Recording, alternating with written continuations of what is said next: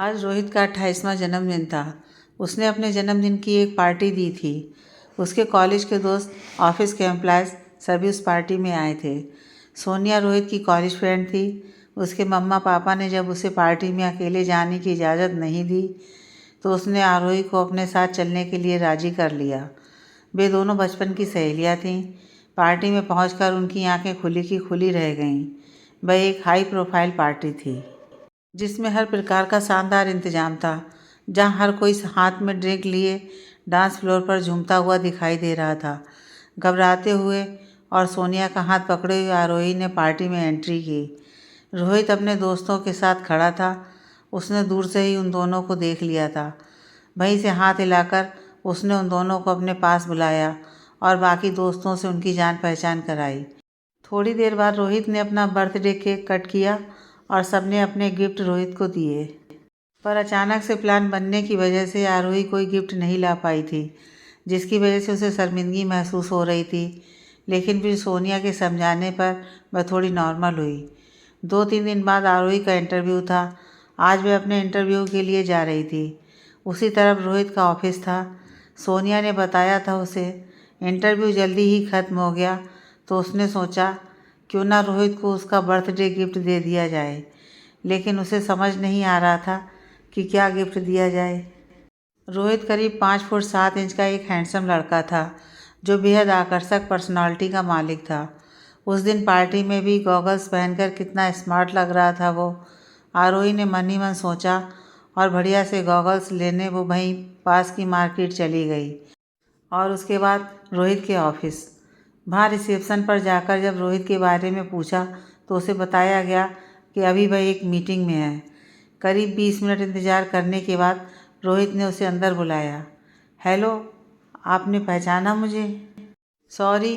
अरे हाँ, तुम सोनिया की फ्रेंड हो ना? क्या नाम था तुम्हारा? आरोही। अरे हाँ, यहाँ कैसे? आओ बैठो। दरअसल उस दिन आपको कोई गिफ्ट नहीं दे पाई थी। आज यहाँ से गुजर रही थी तो सोचा आज दे दूँ। ओह कोई बात नहीं, मैं कोई बच्चा नहीं हूँ, इसकी कोई ज़रूरत नहीं थी। इट्स ओके, पर मुझे अच्छा लगेगा अगर आप ये एक्सेप्ट कर लेंगे। ओके, धन्यवाद। इट्स ओके, मैं चलती हूँ। अरे एक कॉफ़ी तो लीजिए। नहीं, मुझे घर जाना है, पहले ही काफ़ी देर हो चुकी है। ओके, जैसे आपकी इच्छा। और आरोही केबिन के बाहर निकल गई। आरोही के बाहर जाते ही उसने गिफ्ट खोला। देखते ही वह गुस्से से लाल पीला हो गया और उसने गिफ्ट उठाकर ज़मीन पर फेंक दिया। हाथ लगने से टेबल पर रखा फूलदान भी नीचे गिर गया। आरोही, जो भी बस सीढ़ियों तक ही पहुंची थी, आवाज़ सुनकर रोहित के केबिन की तरफ भागी। जाकर देखा तो फर्श पर फूलदान और उसके लाए हुए सनग्लासेस के टुकड़े पड़े हुए थे। रोहित टेबल पर दोनों हाथ टिकाए और नीचे सिर झुकाए हुए खड़ा था। आरोही समझ गई थी कि शायद रोहित बहुत गुस्से में है, इसलिए उसने कुछ भी पूछना या बोलना ठीक नहीं समझा। लेकिन रास्ते भर वो बहुत अपसेट रही और घर आकर भी यही सोचती रही कि रोहित के इस बर्ताव की क्या वजह रही होगी। अगले दिन उसका एक इंटरव्यू था तो उसने दिमाग पर ज़्यादा जोर नहीं डाला और सो गई। धीरे धीरे इस घटना को 1 हफ्ता बीत चुका था, लेकिन वजह अभी तक उसकी समझ में नहीं आई थी। शाम को उसने सोनिया को फ़ोन किया और उसे मिलने के लिए कहा। सोनिया शाम को आरोही के घर आई। Hello madam. हाय, आ गई तू? हाँ बता, क्यों परेशान है तू? और तेरे इंटरव्यू का क्या हुआ? कुछ नहीं यार, कुछ पॉजिटिव नहीं है, पर पता है एक बड़ी अजीब बात बतानी है तुझे। और आरोही ने उस दिन का सारा वाक़या सोनिया को बता दिया। हाँ, और भी कोई था वहाँ पर? सोनिया ने पूछा। नहीं तो। क्यों? कुछ नहीं, पर मुझे उसका एटीट्यूड बिल्कुल अच्छा नहीं लगा। उसे गिफ्ट पसंद नहीं था तो वह सीधे सीधे बोल देता मुझे कि उसे सस्ते गिफ्ट पसंद नहीं है, कि उसे महंगे और बड़े गिफ्ट ही पसंद हैं। और कहते कहते आरोही रुआंसी हो गई। नहीं आरोही, ये बात नहीं है। तू सनग्लासेस लेकर गई थी ना? हाँ, और गॉगल्स पहनकर कितना स्मार्ट लगता है वह। और यही सोचकर मुझे आइडिया आया। और उस दिन ऑफिस में भी गॉगल्स पहने हुए थे उसने, तब भी कितना अच्छा लग रहा था। यही तो बात है। क्या बात है? यही कि गॉगल्स या सनग्लासेस वो स्मार्ट दिखने के लिए नहीं पहनता। तो आरोही, बचपन में उसका और उसके परिवार का कार एक्सीडेंट हुआ था जिसमें उसके पिता की मृत्यु हो गई थी और रोहित के सर और आंख पर चोट आई। उसकी सिर की चोट तो ठीक हो गई, लेकिन उसकी एक आंख की रोशनी चली गई। शुरुआत में बच्चे उसका मजाक बनाते थे, तभी से उसने गॉगल्स पहनना शुरू किया। रोहित में कोई कमी नहीं है, स्मार्ट है, इंटेलिजेंट है, इतना बड़ा बिजनेस अकेले संभालता है। पर दुनिया ये सब कहाँ देखती है। उसकी मम्मी को उसकी शादी की बहुत चिंता रहती है। कई मैट्रिमोनियल साइट्स पर भी ट्राई किया है। हर लड़की को रोहित पसंद आ जाता है, लेकिन जब आगे बात बढ़ती है और उन्हें रोहित के बारे में सब पता चलता है तो उसे भला बुरा सुनाकर उसका मजाक बनाकर चलती बनती हैं। यही वजह है कि अब वो पहले वाला रोहित नहीं रहा। उसके स्वभाव में गुस्सा और चिड़चिड़ाहट बढ़ती जा रही है। उसे लगता है जैसे हर कोई बस उसका मजाक उड़ा रहा है। शायद यही वजह है उसकी उस दिन वाली हरकत की। नहीं सोनिया, ऐसा नहीं है। मुझे तो कुछ भी उसके बारे में नहीं पता था। मैं क्यों उसका मजाक बनाऊंगी। मैं तो बस ये मैं जानती हूँ, तुम जानती हो, रोहित तो नहीं जानता ना, सोनिया ने कहा। हाँ, शायद तुम ठीक कह रही हो। अच्छा तू बता, तेरे इंटरव्यू का क्या हुआ, सोनिया ने पूछा। कुछ नहीं यार, बताया तो था अभी। समझ में नहीं आ रहा क्या करूँ। रोहन के एग्ज़ाम होने वाले हैं, फिर कॉलेज में उसका एडमिशन कराना है। अगर नौकरी नहीं मिली तो कैसे उसकी फ़ीस का इंतज़ाम कर पाऊँगी, आरोही ने परेशान होते हुए कहा। तू चिंता मत कर, तुझे कहीं ना कहीं नौकरी मिल ही जाएगी। नहीं तो मामा जी से कहना, वो फ़ीस का इंतज़ाम कर देंगे।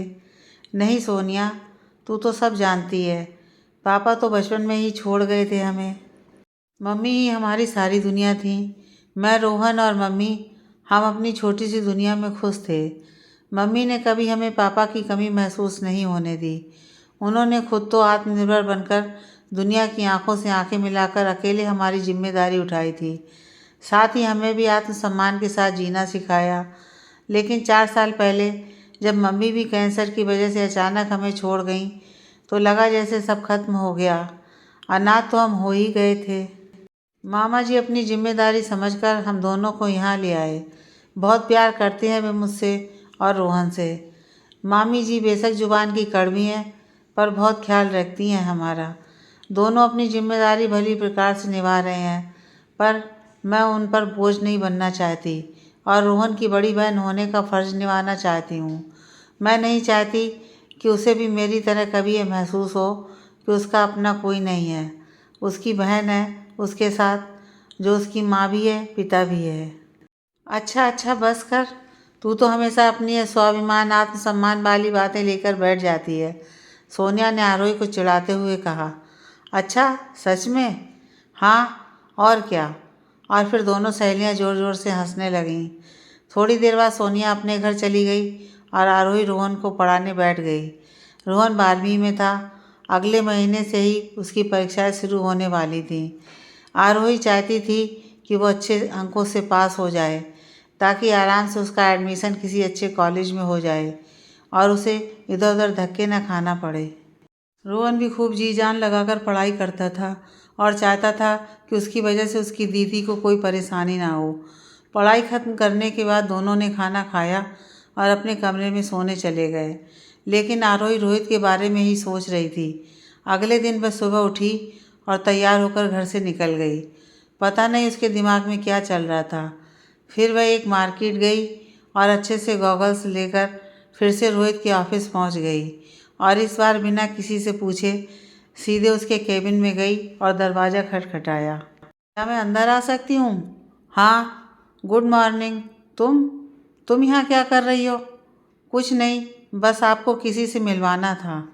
किससे? आपसे। क्या बकवास है ये? कोई बकवास नहीं है। बकवास तो आपने अपनी ज़िंदगी को बना रखा है। क्यों करते हैं आप ये सब? आपको क्या लगता है कि इस तरह रिएक्ट करने से लोग आपकी कमियां देखना छोड़ देंगे? नहीं, इस तरह तो आप खुद में और कमियां जोड़ते जा रहे हैं। रोहित चिल्लाकर बोला, ये क्या बोलती जा रही हो तुम? वही जो सच है। मुझे सोनिया ने आपके बारे में सब कुछ बता दिया है। सब कुछ का क्या मतलब है? और जो भी हो, तुम्हें कोई हक नहीं है कि तुम इस तरह मेरे सामने आकर मुझसे बिना पूछे मुझे अपने उपदेश सुनाओगी। ये उपदेश नहीं है रोहित, यही ज़िंदगी की सच्चाई है।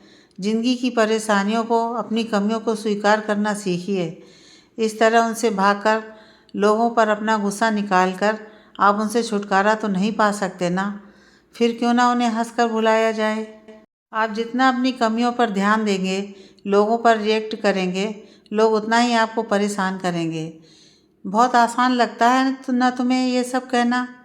अरे कभी मेरी जगह रख कर देखो अपने आप को। देखो कि कैसा महसूस होता है जब आप किसी को दिल से चाहने लगें और वो आपको सिर्फ उस कमी के लिए छोड़ जाए जिसमें आपकी कोई गलती नहीं है। रोहित गुस्से से बेकाबू होता जा रहा था। क्या करूं मैं? कैसे प्यार लुटाऊं ऐसी दुनिया पर? बताओ, बताओ।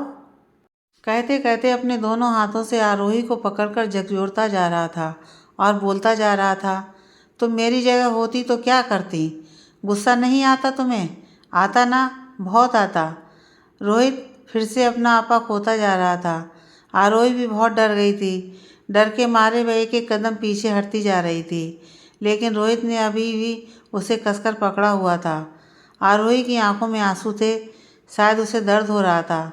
अचानक से रोहित को होश आया। उसने अपने आप को काबू में किया और आरोही को छोड़ दिया। आरोही इस सबसे बहुत डर गई थी। वह तुरंत अपने आप को संभालते हुए केबिन से बाहर निकल गई। रोहित दोनों हाथों से अपना सिर पकड़े हुए ज़मीन पर बैठ गया और काफ़ी देर तक रोता रहा। आज ऐसा लग रहा था मानो उसके भीतर का सारा विवाद आंसुओं के रूप में बाहर निकल रहा था।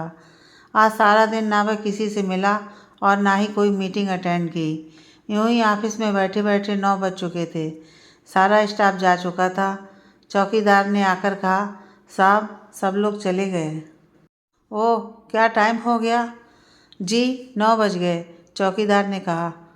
क्या? जी ठीक है, तुम लॉक करो, मैं भी निकलता हूँ। जी साहब।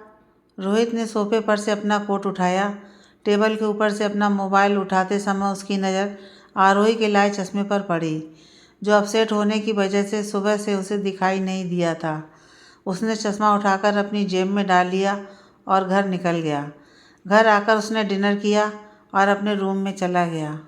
उसने सोने की बहुत कोशिश की, लेकिन उसे नींद नहीं आई। वो उठा, उसने कोट की जेब में से चश्मा निकाला और सामने टेबल पर रख दिया और खिड़की के पास जाकर खड़ा हो गया। साफ खुले आसमान में खूबसूरत चांद और टिमटिमाते तारे चमक रहे थे। उसने ध्यान से देखा और ध्यान से देखा। चांद में कितने दाग हैं, लेकिन फिर भी खूबसूरती तो चांद की उपमा की दी जाती है। सच ही तो कहा था उसने, इंसान में कमियां होना महत्वपूर्ण नहीं है। महत्वपूर्ण यह है कि हम उन कमियों को किस तरह से संभालते हैं। ध्यान से देखा जाए तो प्राकृतिक या स्वाभाविक हर किसी में कुछ ना कुछ कमियां होती हैं, पर सब मेरी तरह तो रिएक्ट नहीं करते। फिर मैं क्यों ऐसा रिएक्ट करता हूँ? क्या ऐसा करने से, लोगों पर गुस्सा करने से मेरी कमियां दूर हो जाएंगी? निश्चित ही नहीं होंगी, और लोगों की मानसिकता भी नहीं बदलेगी। तो फिर क्या फ़ायदा इस सब से? मैं क्यों अपने आप को दुखी कर रहा हूँ? क्यों अपने आसपास जो लोग मुझे चाहते हैं उनको दुखी कर रहा हूँ? कितना गलत था मैं अब तक। मैं क्यों नहीं संभाल सका अपने आप को? सोचते सोचते रोहित को लग रहा था जैसे वह एक नव ऊर्जा से भर गया हो। उसकी रग रग में एक सकारात्मकता का संचार होने लगा था, जो निश्चय ही उसके लिए उसके जीवन में आरोही लेकर आई थी। अगले दिन ऑफिस पहुंचकर सबसे पहले उसने किसी तरह से सोनिया से आरोही का फ़ोन नंबर लिया, लेकिन अपने कल के रवैये पर वह बहुत शर्मिंदा था और उसे समझ नहीं आ रहा था कि वह आरोही से क्या बात करे। सारा दिन ऐसे ही निकल गया, पर वह आरोही से बात नहीं कर पाया। रात को सोने के लिए लेटा ही था कि उसका हाथ उसकी मोबाइल पर गया, लेकिन अभी भी उसकी बात करने की हिम्मत नहीं हो रही थी। लगभग 10 मिनट तक वह पास में रखे लैंप को ऑन ऑफ करके जलाता बुझाता रहा। अचानक उसे कुछ सूझा। उसने आरोही को फ़ोन करने से मैसेज करना ज़्यादा बेहतर समझा और फटाफट से सॉरी टाइप करके भेज दिया। उधर आरोही का फ़ोन रिंग हुआ, लेकिन उस समय वह रोहन को पढ़ा रही थी, तो उसने ध्यान नहीं दिया। देर रात तक उसने रोहित का मैसेज देखा पर कोई जवाब नहीं दिया। अगले दिन उसने जवाब में बस इट्स ओके और एक स्माइली बनाकर भेज दिया। उधर से जवाब आया फ्रेंड्स। आरोही ने भी जवाब दिया फ्रेंड्स। इस तरह दोनों की दोस्ती हो गई। अब जब तब आरोही और रोहित की बातें हो जाती थीं। धीरे धीरे उनकी बातचीत बढ़ने लगी। घंटों बातें करना, अपनी बातें एक दूसरे को बताना और एक दूसरे की बातें सुनना उन्हें अच्छा लगता था। और अक्सर कॉफ़ी के बहाने कभी कभार शाम को मिल भी लिया करते थे। आरोही का कल फिर एक ऑफिस में इंटरव्यू था। उसने रोहित को बताया तो रोहित ने उससे कहा कि वह उसके साथ जाएगा। सुबह आरोही घर से इंटरव्यू के लिए निकली। स्टैंड पर उसे रोहित मिला और उसे लेकर ठीक समय पर इंटरव्यू के लिए पहुंच गया।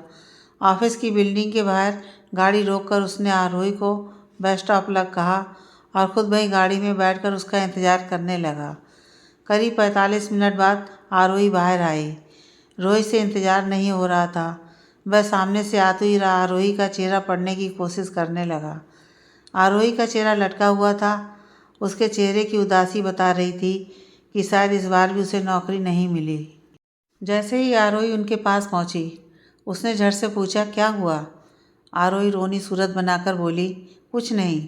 सुनकर एक बार को रोहित भी उदास हो गया, पर फिर अगले ही पल बच्चों की तरह उछलते हुए बोली मुझे नौकरी मिल गई। क्या सच में? हाँ रोहित, मुझे ये जॉब मिल गई है। ओह वास्तव में? मुबारक हो। I am so happy Rohit, Aarohi चिल्लाते हुए बोली, जैसे मानो सारी दुनिया को अपनी खुशी की वजह बता देना चाहती हो, और अपनी खुशी में मगन रोहित के गले लग गई। रोहित हक्का बक्का सा देखता रह गया। उसे लगा जैसे वह कोई सपना देख रहा है। अगले ही पल आरोही उससे अलग हो गई और कहने लगी कि चलो मुझे पार्टी करनी है। अरे अरे कर लेंगे पार्टी, पर अभी नहीं। जब तुम्हारी पहली सैलरी आएगी तब हम पार्टी करेंगे। अभी सिर्फ कॉफ़ी पिलाऊंगा मैं आपको। और इस तरह रोहित उसे समझा बुझाकर एक कॉफ़ी शॉप में ले गया। कॉफ़ी पीते पीते रोहित लगातार आरोही को ही देख रहा था। कितनी मासूमियत थी उसके चेहरे पर। इतने दिनों से जो परेशानी, जो बेचैनी थी, आज उसकी जगह एक बेफिक्र हंसी ने ले ली थी। बहुत खुश थी वह इस नौकरी के मिल जाने से। अब उसे अपने और अपनी मम्मी के सपने पूरे होते दिखाई दे रहे थे, जो उन्होंने रोहन के लिए देखे थे। अब आरोही की दिनचर्या भी थोड़ी सी व्यस्त हो गई थी और उधर रोहित भी कुछ नए प्रोजेक्ट पर पूरे करने में लगा हुआ था। लेकिन इस व्यस्त दिनचर्या में भी वे एक दूसरे के लिए समय निकाल ही लेते थे। जब तक दोनों एक दूसरे का सारे दिन का हालचाल नहीं जान लेते थे, उन्हें नींद नहीं आती थी। प्यार हो गया था उन्हें, लेकिन दोनों ही इस बात से अनजान थे। वे जानते थे तो बस इतना कि उन्हें एक दूसरे से बात करना, एक दूसरे की फ़िक्र करना बहुत पसंद है। आज आरोही को अपनी पहली सैलरी मिली। ऑफिस से निकलते ही वह मार्केट पहुंची और रोहित के लिए अच्छी सी टी शर्ट खरीदी। हालांकि उसने रोहित को कभी भी कैजुअल लुक में नहीं देखा था। हमेशा वह उसे सूट बूट और टाई पहने हुए जेंटलमैन लुक में ही दिखता था। पर फिर भी आरोही को विश्वास था कि उसे यह टी शर्ट ज़रूर पसंद आएगी। शाम को जब वह रोहित से मिली तो उसे अपना गिफ्ट दिया। रोहित ने पहले तो लेने से मना कर दिया, ये कहकर कि उसे ऐसे फालतू की चीज़ों पर पैसे खर्च नहीं करने चाहिए, बल्कि अपने और रोहन के लिए सेविंग करनी चाहिए। लेकिन आरोही के बार बार कहने पर रोहित को उसकी बात माननी ही पड़ी। अगली सुबह जब वह ऑफिस जाने के लिए तैयार हुआ तो उसने ऑफिस सूट की जगह वही टी शर्ट पहनी। नाश्ते के समय जब उसकी माँ ने देखा तो हैरानी से पूछा, ऑफिस नहीं आज जाना? वहीं तो जा रहा हूँ। उसकी माँ ने आगे कुछ नहीं पूछा। वो खुद भी काफ़ी दिनों से रोहित में आ रहे बदलावों से अनजान नहीं थी।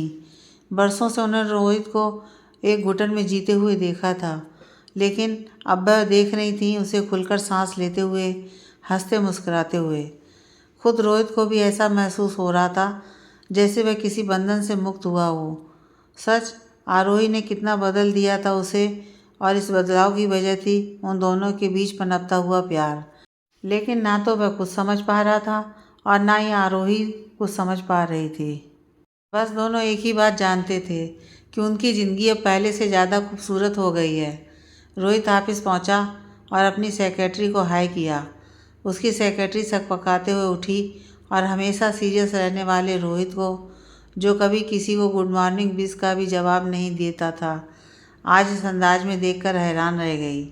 ऑफिस में बाकी लोगों ने भी जब उसे इस रूप में देखा तो आपस में कानाफूसी करने लगे कि आज सर को क्या हुआ।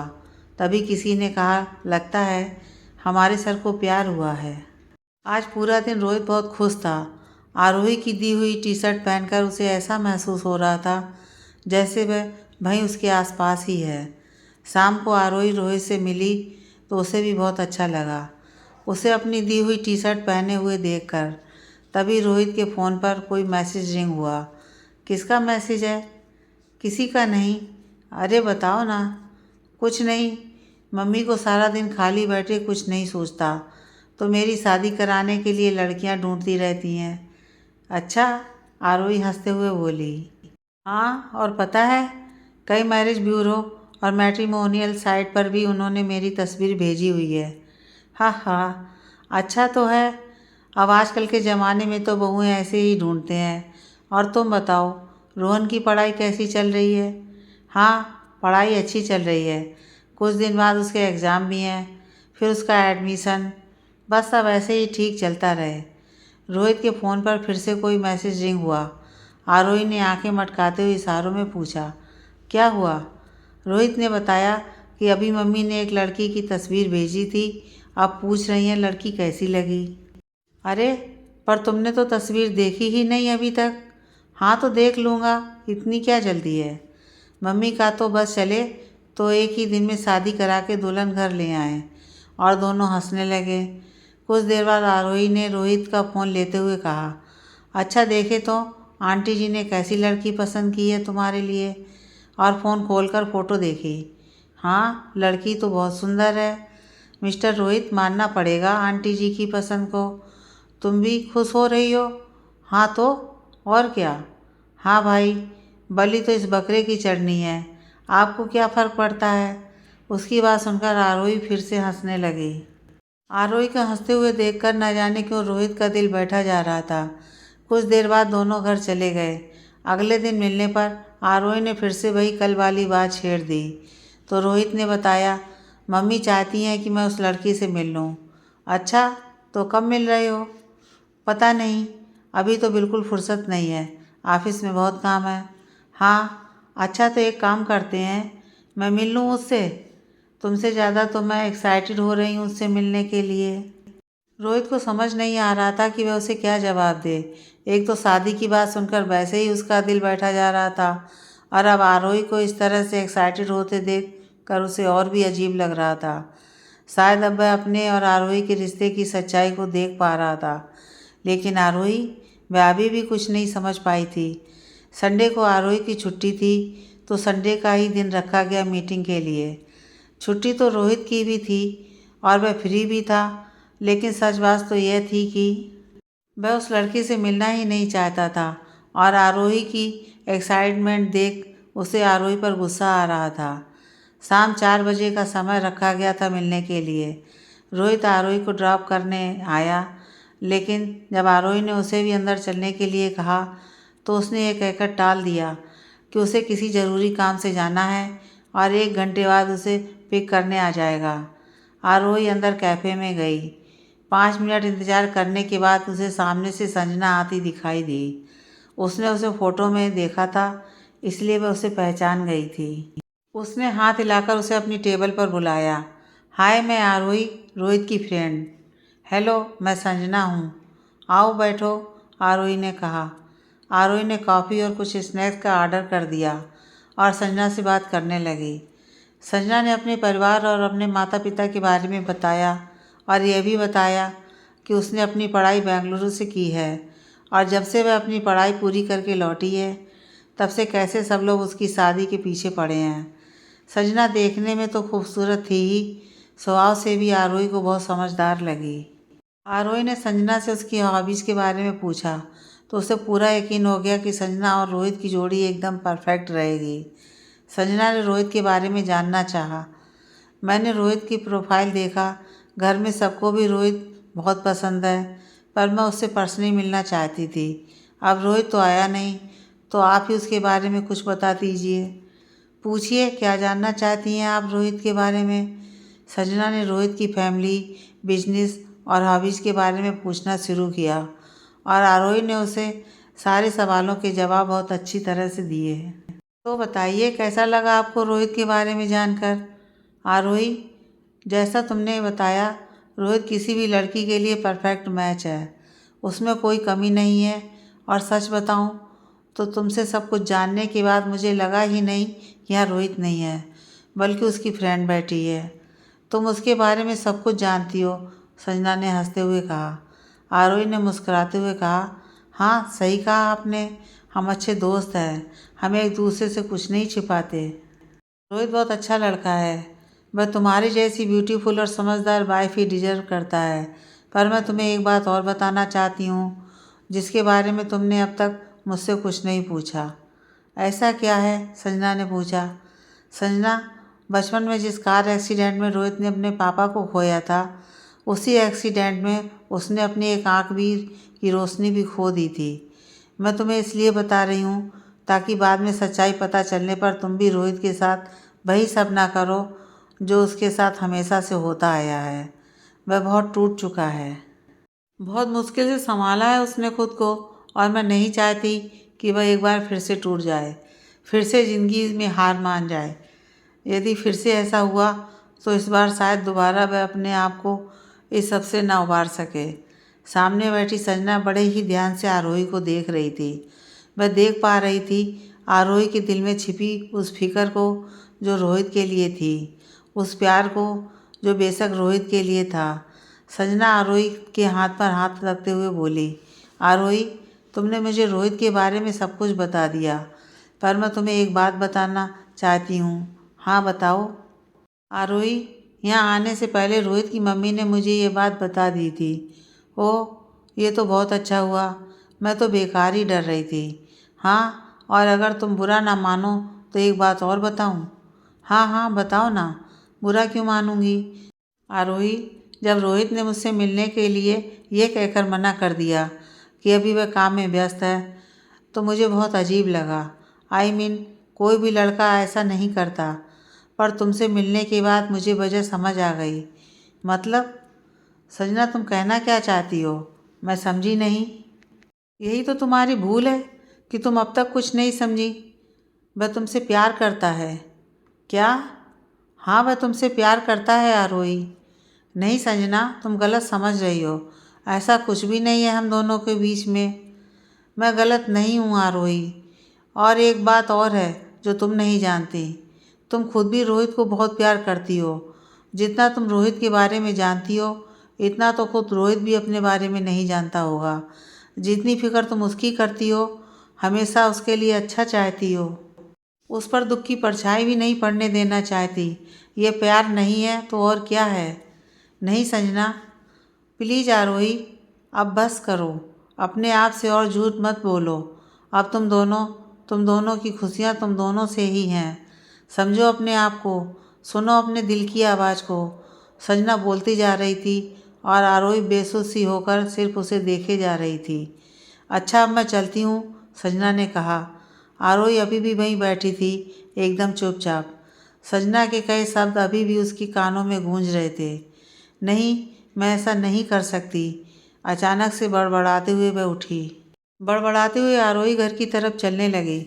नहीं, मैं ऐसा नहीं कर सकती, कभी नहीं कर सकती। मम्मी के सपने, रोहन की पढ़ाई सब मेरी जिम्मेदारी है। मैं इतनी स्वार्थी नहीं हो सकती। और मामा जी, उनके एहसानों का बदला मैं ऐसे नहीं चुका सकती। नहीं, बिल्कुल नहीं। भारी कदमों, दुखी मन और बहते आंसुओं के साथ वह पैदल ही बढ़ी जा रही थी। इतने पीछे से रोहन ने आकर गाड़ी रोकी। अरे आरोही, तुम क्यों निकल आई वहाँ से? मैंने कहा था ना तुमसे कि मैं तुम्हें लेने आ जाऊँगा। फिर? रोहित ने आरोही का चेहरा देखा। उसे रोता हुआ देखकर उसका दिल बैठ गया। क्या हुआ आरोही, तुम रो क्यों रही हो? कुछ कहा तुमसे किसी ने? बताओ, तुम चुप क्यों हो? बताओ बताओ आरोही, आखिर क्या हुआ है? आरोही अभी भी चुप थी।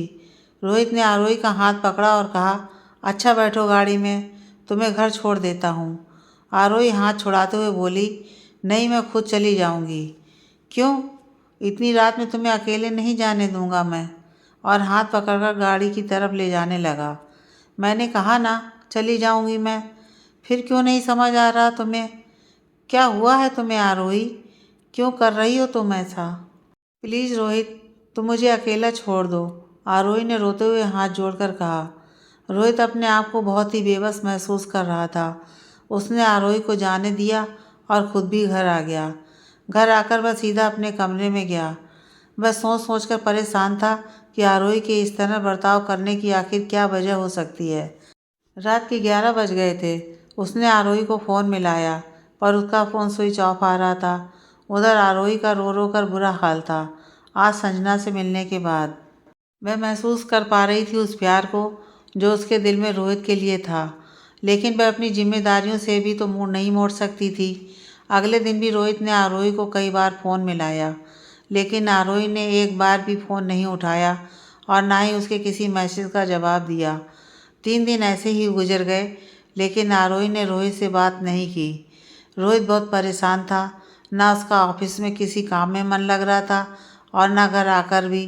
वह बिना खाना खाए सीधे अपने कमरे में चला जाता और लगातार आरोही से बातें करने की कोशिश करता, लेकिन कोई फ़ायदा नहीं होता।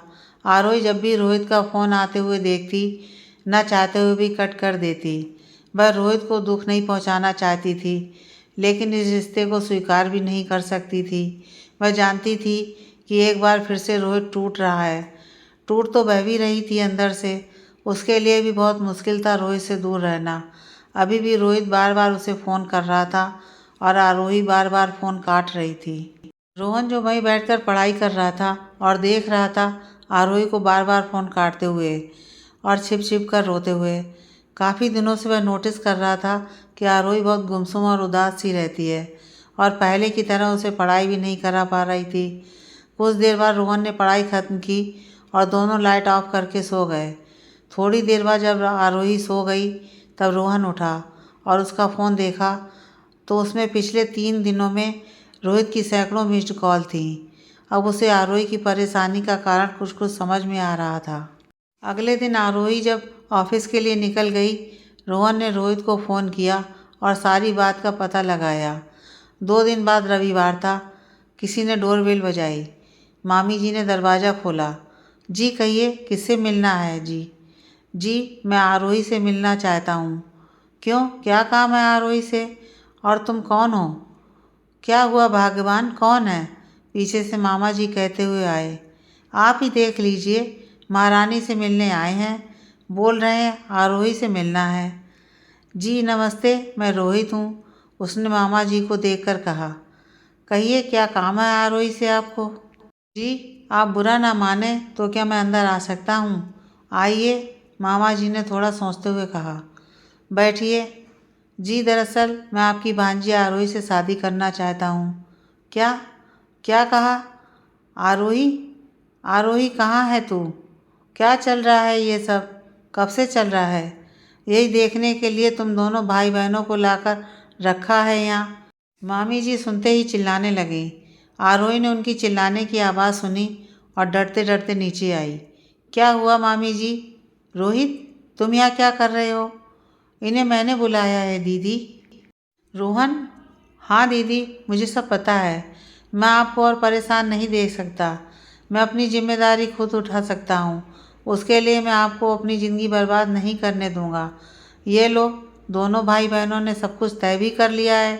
यही बदला दिया है तुमने अपने मामा जी के एहसानों का। नहीं मामी जी, ऐसा कुछ नहीं है। रोहन तो बच्चा है, वह कुछ नहीं जानता। आरोही, बस अब तुम चुप रहो, रोहित ने कहा। आंटी अंकल, इसमें रोहन की कोई गलती नहीं है। मैं आरोही से शादी करना चाहता हूँ और रोहन की जिम्मेदारी भी उठाना चाहता हूँ। आरोही ने हैरान नज़रों से रोहित की तरफ देखा।